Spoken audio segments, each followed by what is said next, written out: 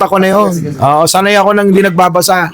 Kasi ganito mga kababayan, ang Pangulong Bongbong Marcos ay nakapag-uwi ng bilyon-bilyon. 50 point something billion. Basta yun. Kasi kapag sinabi ng 50, hindi, bilyon-bilyon. Correct. Oo. Yung inuwi, no, bilyon-bilyong piso na halaga na investment po na galing po ng Korea si Pangulong Bongbong Marcos. Oo, grabe no. Ito, kapatid ko na to eh. Yan. Sige, umepal kayong dalawa. Pakita nyo, hindi kayo matiis. Gusto nyo, lumabas na kami apat dito. Walang ganun. Hindi makatiis tong dalawa eh. Alam nyo po ba, ikukwento ko na lang. Wag na yung kay Pangulo. Parang Ayun na nga. Yun na nga. So, maglilikha itong investment na ito ng South Korea ng humigit kumulang 3,000 na empleyado na mabibigyan ng trabaho. At karagdagan yan, syempre, mas mapapalakas natin ang ating turismo. Kita nyo? Yun. Ano nga ba yun? Ano nga ba yung investment na yan? Kung inyong alam. Nagkakahalaga ng magkano yun, boss? Yun na nga, yung bilyon-bilyon. Alam niyo, Anong kumpanya? Mima? Hindi, wait lang. Ano bang kumpanya yun? Nakalimutan ko eh. Nakalimutan ko eh. Kita mo, hindi mo alam. Samsung! Ay, oo. Yung sa Samsung, Yung guys. Samsung dito na gagawin. Oo. Anyway, mga minamahal. Gagawa Sobrang... na rin tayo ng jet plane. Papunta ng ng star at saka moon. Ay, talaga. Okay, tamo, hindi mo alam. Star moon. Ikaw kasi puro fake news ang iniisip mo eh. Pagka na... Ang isip mo kasi puro pag narinig mo si Bembangan. si Ninong.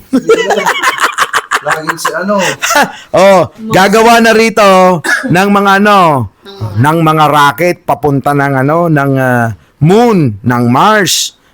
Kita mo, ng Pluto, ng star, ng galaxy. Grabe naman. Pangkalawakan ng proyekto. Kaya ba ni Digong yun? Hindi. Hindi kaya. Hindi kaya. Biba, kita mo, fake news ka kasi lagi. Uy, tangina, hindi ako nagpe-fake news. Anong ninong-ninong ko dyan? Kunyeta ka, Boss Mike. Napakagandang nun, yung ginawa ni Presidente kasi marami na naman ang mabibigyan ng trabaho. Oo, madaming... Marami na naman mga kababayan Pilipino na. Shoutout sa inyo lahat. Tawa lang kayo ng tawa. Mag-like Marami kayo. na naman mga DDS ang Di man lang kayo mabibigyan ng mag-like trabaho. Mag-like kayo dito kay Boss Mike. Yan. Napupuyat kami din eh. Wala pa kaming makain bukas. Almusal. Baka naman. Yung viewers natin sa Facebook dyan, mag-share na kayo, share. Yung mga ninang ko dyan. Ninang Lilito Nini. Baka naman. Ikaw lang binati ko. Baka naman. Pakita ng cellphone niya. Pagkadamot mo pa. Ilan kami rito. Ninang Lilito Nini. Kitang-kita ko yung pangalan mo. Ninang.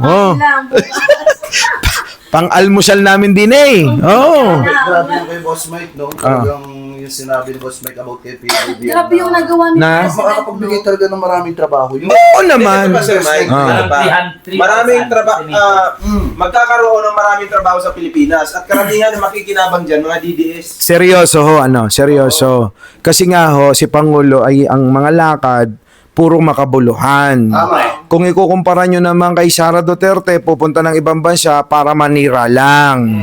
So ngayon, kung ikukumpara nyo, matino naman kayo, mga matatino, lapit kayo. Yung mga bobot, mga tanga, layo-layo muna. Yung mga DDS yung tinutukoy ko, wala nang iba. Diba? Lumapit natin. Diba? Kasi nga mga kababayan ko, pag pipiliin kayo, tulad niyan, itong mga bobo, sila Dado, sino pa ba yung mga hindi kilalang? Yung mga destabilizer. Parang upay. Hindi naman sila kilala, Pero mga kababayan ko, Mukha ni Chris. yung mga gustong magpababa kay Pangulo, yung mga bobot, mga tangat, mga hindi kakilala, kapag nagsalita, akala mo, may sira. Tapos gusto nyo pababay si Pangulo, ipapalit nyo si Sara? Dahil sa panawagan ng mga may sira ng mga DDS na tatanga-tanga. Abay naman. Di ba? Yun lang mga kababayan Simpleng-simple, unawain. Madaming mabibigyang trabaho. Ngayon, alam mo na.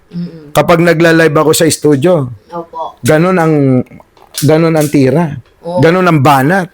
Nabasa Kaya ko kailangan, kung gusto mong maabot yung mga 1.3 million nakikitain sa isang buwan, huwag kang magpe-fake news tulad ng ginagawa mo. Para lang may pagtanggol yung ninong mo. Bakit hindi sa'yo? Sama talaga. Diba? Diba? Oh. Ganon, no? Alam Kailangan mo- totoo lang lagi yung sasabihin sa tao. Oo, Ganon. Ano, tawag mo ba? Yung si ating si President Bongbong Marcos nung nangyayari pa lang yung hindi pa nakakapasok yung bagyo, nasa par pa lang siya. Meron nang nakahandang meron nang mga nakahandang relief goods. Ang daming nanonood sa'yo. Oh. Tapos, oy, magpalipad nga kayo kay Jake Magno. Ay, thank you guys. Lumipat nga kayo sa akin, mas masaya sa channel ko. Nagtatawanan lang kami. Ano yan? Banat. Hindi, ganito.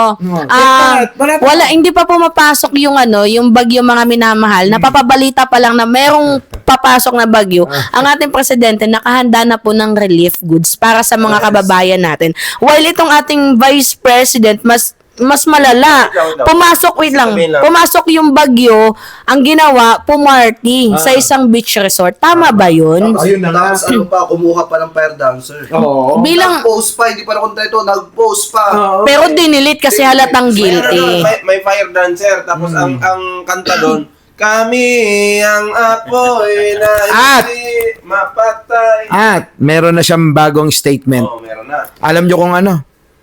Ang sabi niya, wala ka daw kayong pakialam kasi nga, pera naman daw niya yon at allowance niya sa OBP.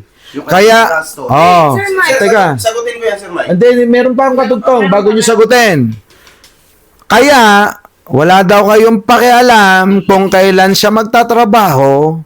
Oh, at kung kailan niya gusto na magtrabaho. Ganon. Saman. Oh, ngayon, ang tanong ko sa inyo, Public servant ba yun? yung ba'y katwiran ng matinong tao? Hindi. Parang mga kababayan, hindi mga ngalahati dito. Sa katabi ko. Kung yun lang utak no nang itatapat nyo dito. Di ba? Yeah. Yun yun eh. Ikaw kay Oh. Sarah. Mas matalino pa to kay Sarah. Yeah. Kaya kung... Mas matalino pa nga si Lucas yung kaso mo. Oy, teka, lumilipat na Jake yung mga viewers sa akin. Oh. Sagutin ko lang, Sir Lagi Mike. mag-i-enter rin ako, boss. Anong sabi doon? Siya yung magdidesisyon kung kailan niya gusto magtrabaho. Ano Vice President ka, dapat inuuna mo yung bansa, hindi yung gala, hindi yung resort, 'di ba?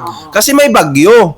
Tama. Priority mo 'yun. Dapat nga malayo pa yung bagyo, nagre-repa ka na ng mga bigas, kahit ano pa, basta yung makakain, wag lang yung lugaw, wag lang yung pandesal, 'di ba? Para pagdating ng bagyo, dapat nandun ka, mamimigay ka. Sa rally nila, banggit To the rescue ka. At saka boss, tawag dito, ikaw ay inuluklok ng taong bayan, magkaroon ka naman ng silbi. Hindi, ito kasi yung punto. Nakakatawa kasi si Sarah doon. Napakawalang silbi. Hindi, nakakatawa ka. yun, sabi ni Jake, wala daw silbi si Sarah. Si Sarah ang maninilbe. Kinalan ng tao na maninilbe na walang silbi. Tama. Hindi, ito yung nakakatawa ha. Kasi, di ba, nagparali sila, merong paletsyon. Pero doon sa naganap na bagyo, lugaw lang yung wala namang masama. Guys, wala namang masama sa lugaw, sa tinapay, sa biskwit. Okay lang yan yung mga bare minimum acts. At least nakatulong, di ba? Pero yung punto kasi dito, bakit parang mas prioritize mo na bigyan ng mas masarap na pagkain, mas masarap na, mas may priority ka sa mga nagrarally kontra sa mga nasasakupan mo na nasa lanta ng bagyo. Bakit hindi mo gayahin si PBBM na hindi niya naman kailangan magparally pero tingnan mo yung taong bayan na mismo sumisigaw na 'di ba yung presidente natin kumakawang gawa, 'di ba? Hindi mo kailangan magparally, to be honest. Taong bayan ang sisigaw kung talagang meron kang ginagawang trabaho. 'Di ba? So, yun anong guys. ipapayo mo kay Sarah? Mag-resign, hindi. Mag-resign ka na lang. Eh bakit si Baby pala ang pinagre-resign ng mga hayop na yan? Hindi ko nga din, Sir Mike, hindi ko talaga magets na bakit si President Bongbong Marcos, Ang mukha ni Sarah. hindi ko magets bakit nila pinagre-resign ng taong nagtatrabaho naman ng maayos. Oo nga. 'Di ba? Kung nagtatrabaho naman ng maayos, ano ba yung magiging sapat na reason mo para ipag-resign dahil ba hindi mo nakuha yung power na gusto mo? Dahil ba sa mga hinihingi mong Concha Pilato, hindi ka napagbigyan kaya ganyan nag-aalboroto ka? Kasi si Sarah talaga magnakaw na magnakaw. Ayaw payagan ni Pangulo. Oo. Eh, kita mo nga naman 125, ang bilis na ubos eh. Ay, 11 days. Grabe. 125 million? 11 Tapos days. Grabe. Nanghihingi pa ng 100 billion tapos para lang naman paano yung solve ang problema sa edukasyon. Eh nung binibigyan siya ng posisyon sa edukasyon, pabaya siya. At saka yun ba yung gusto niyang maging presidente nung Department of Education Secretary nga, hindi niya nga naayos yung problema sa DepEd eh. Wala, sa madaling salita, wala pang Ang, napatunayan. ang nagawa daw na classrooms ngayong taon na to, 22 lang. Oo. Kasalanan po yun ni Sara Duterte. Kaya nga, Oo. Yeah. dapat tanungin nyo kay Sarah yung kung saan niya dinala yung pondo na para doon sa mga classroom. Meron nga nagsabi na political, nakalimutan ko lang pangalan. Sara Duterte, when she became Department of Education Secretary, Oo.